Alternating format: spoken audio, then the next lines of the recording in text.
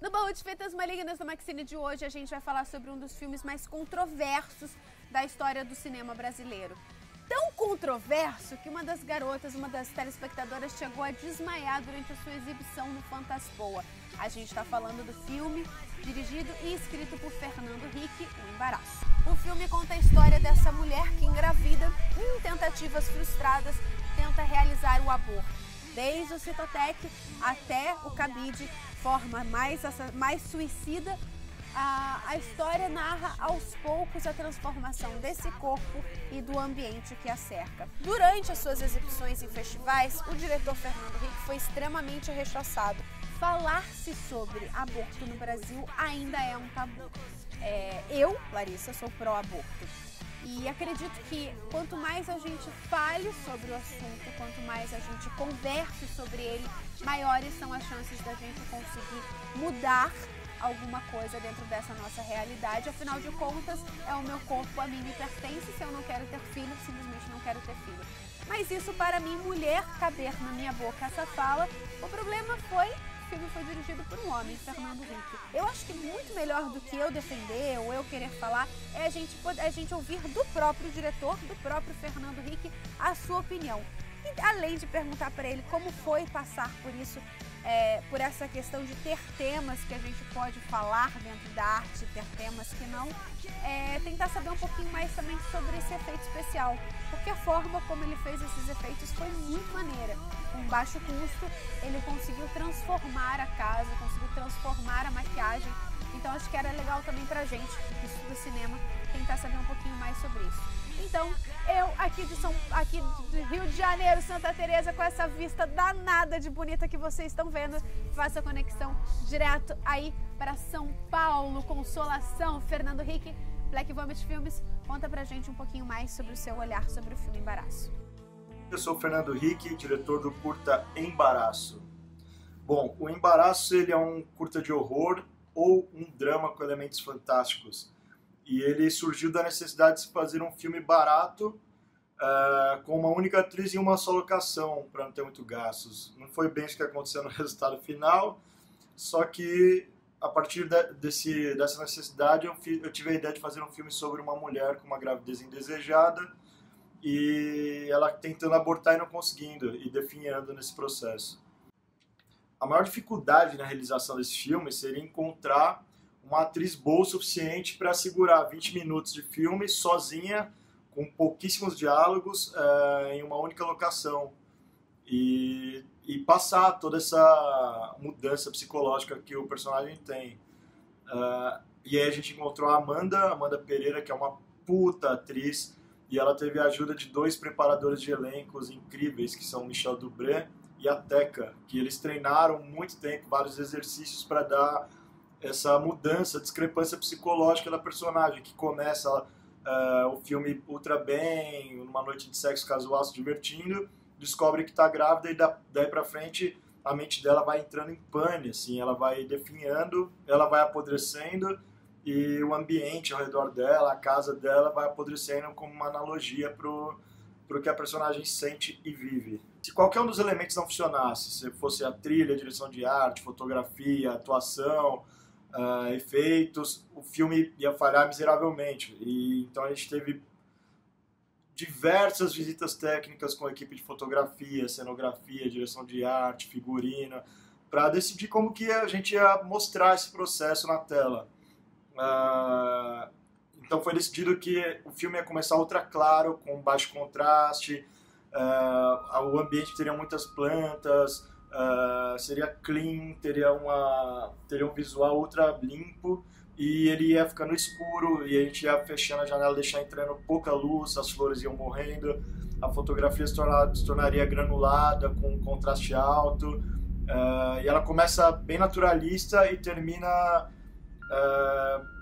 ultra surreal, assim, né, cara? E uma coisa que ela termina com mais cara de filme de terror mesmo, né? Uma coisa que não é tão realista. E eu acho que funcionou, assim, foi importante para dar essa vibe do processo interno da personagem. O filme teve muitas controvérsias, assim, depois que foi lançado, de gente que passava mal no cinema, Na estreia teve uma menina que desmaiou, passou mal, teve uma convulsão, alguma coisa assim.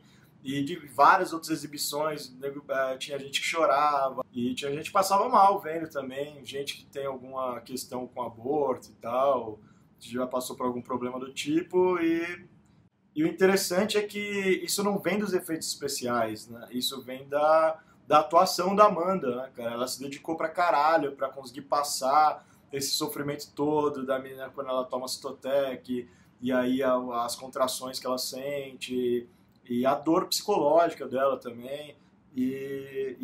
Pô, não tem nada mais que a prova, assim, belo resultado do que a reação do público dessa forma, né?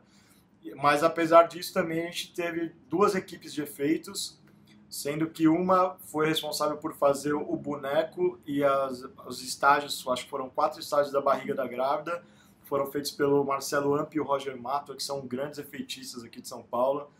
E aí eu passei para eles a referência que o bebê, o boneco do bebê deveria ser algo orgânico, não poderia ser um demônio, alguma coisa muito irreal, tinha que ser algo tipo Benjamin Button, assim, um bebê velho, uma coisa que causasse uma estranheza. Eu achei que o resultado foi bem legal, eles construíram um boneco e depois eu fiz os movimentos do rosto do boneco na pós, abri o olho e tal. Eu tento sempre fazer o mínimo possível de pós, assim, de efeitos, principalmente, porque eu acho que fica muito fake. E aí, então, sempre que eu trabalho, eu tento fazer o máximo que dá, que o dinheiro permite e tal, de efeitos práticos, e aí corrige uma coisa ou outra na pós. Acho mais funcional.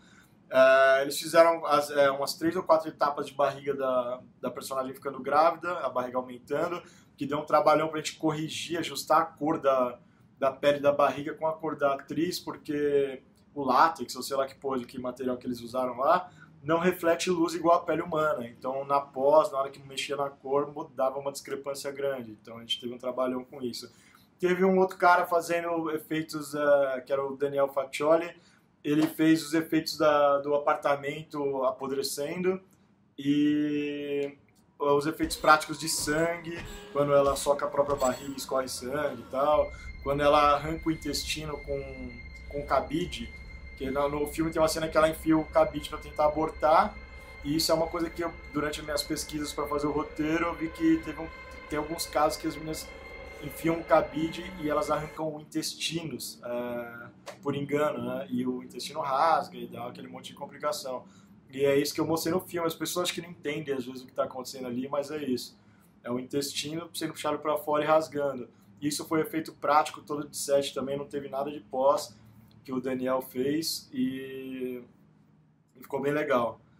E apesar de tudo isso que acontece, sempre o que choca o público são as cenas da Amanda sentindo dor na cama.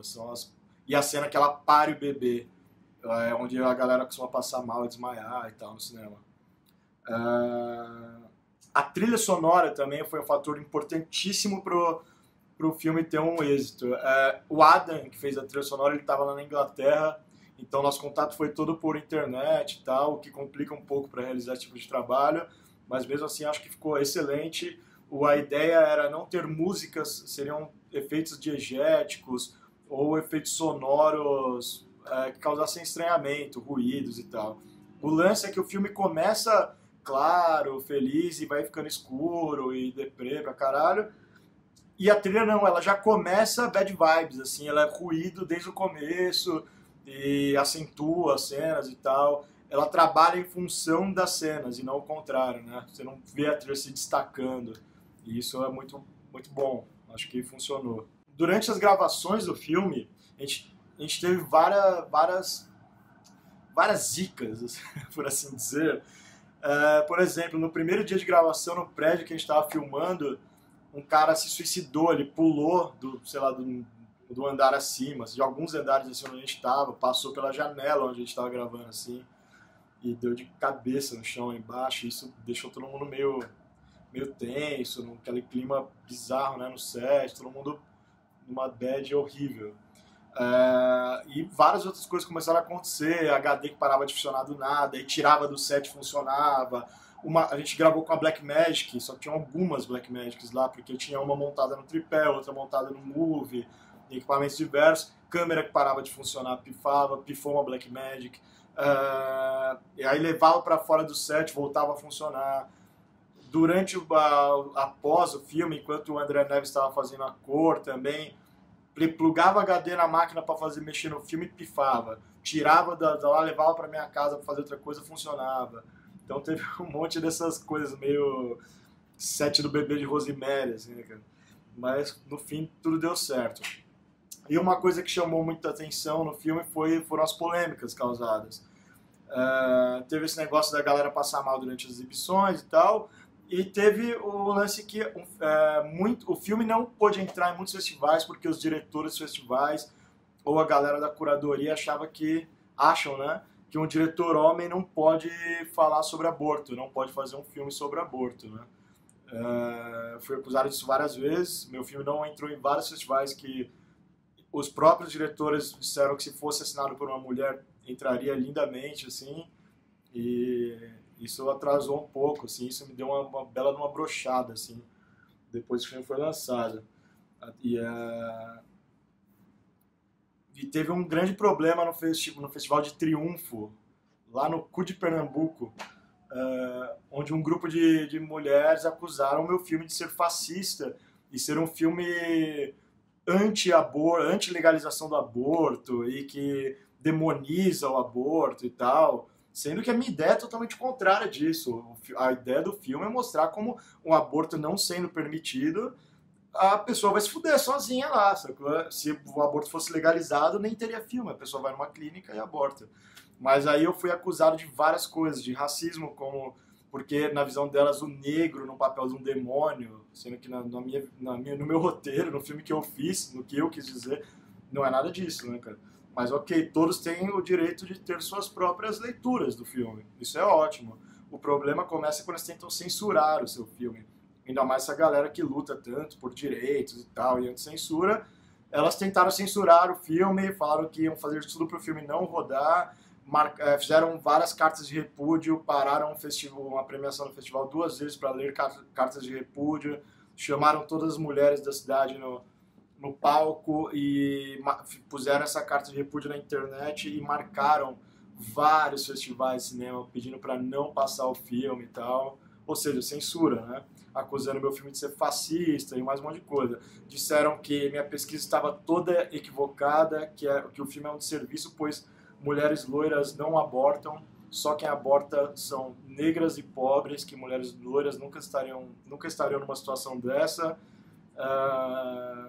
entre um monte de coisa. Deu muito problema, assim. E bom, o filme está online, o filme está no YouTube, o filme está no Vimeo. Eu gostaria que todo mundo que tiver interesse assista e tire suas próprias conclusões. Eu acho que opiniões são sempre válidas e bem-vindas. Além de tudo, leituras diversas são ultra válidas, né? Desde que discutidas, né? E não impostas. Visões impostas são ruins. Uma coisa que é bom constatar com esse fato aí é o quanto os festivais de cinemas deixaram de ter um público de cinema para ter um público falando sobre somente militância e postura social. As pessoas não conseguem, parece mais, assistir filmes e entender analogias, semiótica, linguagem cinematográfica, né? Eu acho que acostumados com o naturalismo de novela, documentário, eles estão em busca só de um discurso e esquecem de toda a poesia do cinema em si, né? E isso é uma pena. Eu espero que as coisas mudem num futuro próximo, mas a minha visão não é nada otimista, pelo contrário. De qualquer forma, o filme está online, assistam e comentem. Valeu! Fernando Henrique, um grande beijo pra você. Muito obrigada por ter participado. Daqui a pouco tô aí em São Paulo pra gente fazer festinhas. E agora a gente continua aqui em Santa Teresa, Casa Sapucaia.